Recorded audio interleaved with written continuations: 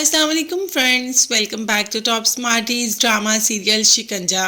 फिजा तो रिदा के बगैर बिल्कुल ही अकेली रह गई। दोनों बहनें एक दूसरे का सहारा थी, मगर आज सिर्फ एक बहन रह गई। भाई के तो हम इनके साथ काउंट ही नहीं कर सकते, क्योंकि भाई ने कभी अपनी बहनों का ना साथ दिया और ना ही उनकी किसी बात पर यकीन किया। आज जब रिदा इस दुनिया में नहीं है तो रो रहा है कि उस दिन आकर पुप्पो और जीनत ने इतनी बातें सुनाई और मैंने रिदा की कोई बात नहीं सुनी। मैंने सिर्फ जीनत की और पुप्पो की बातों पर यकीन कर लिया। जीनत ने इतने इल्ज़ाम लगाए मेरी बहन पर और मैंने उन सबको सच मान लिया। एक बार भी ये नहीं सोचा कि वो मेरी बहन है, वो ऐसा कभी कर ही नहीं सकती। मैंने उसे इतना डांटा कि उसकी तबीयत खराब हुई और वो इस दुनिया से ही चली गई। चलो, साकिब ने इस बात का इतराफ़ तो कर लिया कि साकिब से गलती हुई। अगर रानी से पहले बात हो जाती तो वो इस बात का इतराफ़ भी ना करता कि मुझसे गलती हुई, बल्कि वो यही कह देता कि अपनी करतूतों की वजह से ही इस दुनिया से चली गई। दूसरी तरफ बात करें फ़िज़ा की, तो फ़िज़ा तो बहुत ही ज़्यादा निढाल है और अरहम का भी हालत कुछ ऐसा ही है। अरहम भी अपनी माँ को आकर बताता है कि यही कहने के लिए गई थी ना आप, चली गई वो इस दुनिया से। उसका वजूद आप सबको इस दुनिया में बर्दाश्त ही नहीं था।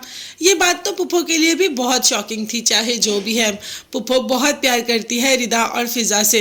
बस पता नहीं कैसे पुप्पो जीनत की बातों में आ गई और जीनत की बातों में आकर इतना गलत फैसला कर लिया, इतना बड़ा कदम उठा लिया। खैर, पुप्पो ने भी कहा कि हमें वहां पर जाना चाहिए। हम तो पहले ही वहां चक्कर लगा आया है, मगर जीनत को ये बात भी पसंद नहीं आ रही कि पुप्पो कह रही है कि उधर जाना चाहिए, मगर जाना तो उन्होंने है।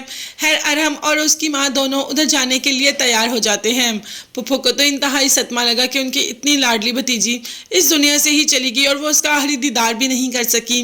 जैसे ही घर पहुंचते हैं तो जाते ही साकिब और रानी अजीब बुछाड़ कर देते हैं और कहते हैं कि यहाँ से चले जाओ, जो कुछ भी हुआ तुम लोगों की वजह से हुआ। हमारी रिदा पर इतने घटिया इल्ज़ाम लगाए कि वो उनको बर्दाश्त ही नहीं कर सकी और वो इस दुनिया से ही चली गई। तो पुप्पो ने कहा कि मैंने ऐसा तो कुछ नहीं कहा था, सिर्फ यही कहा था कि अरहम से थोड़ा दूर रहो। जिस पर रानी का कहना था कि जिस जीनत को आप अपने साथ लेके आई थी, क्या उसने कम कुछ किया था? पुप्पो को इस बात का पता है कि जीनत ने वाकई ही बहुत बुरा किया है। रानी और साकिब ने तो धक्के मारकर अरहम और पुप्पो को घर से बाहर निकाल दिया।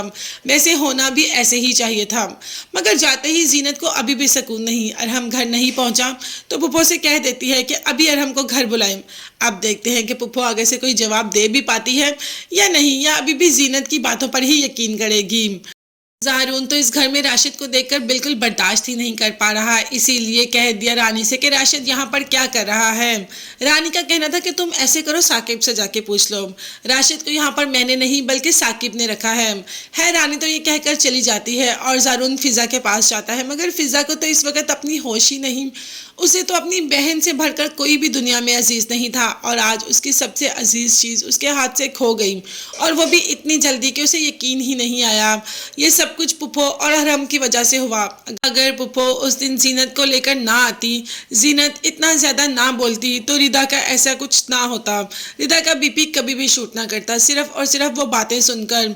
इस बात की तो सज़ा भी नहीं फिज़ा जाकर दे सकती, क्योंकि उसने अपने सारे मामलात अल्लाह पर छोड़ दिए, और जब हम अपने मामलात अल्लाह पर छोड़ देते हैं तो हमारे लिए वही बेहतर होता है, और अल्लाह हमारे लिए बहुत बहुत बहुत अच्छा सोचता है। आपकी इस बारे में क्या राय है, ज़रूर बताइएगा। चैनल को सब्सक्राइब कीजिएगा। अल्लाह हाफिज़।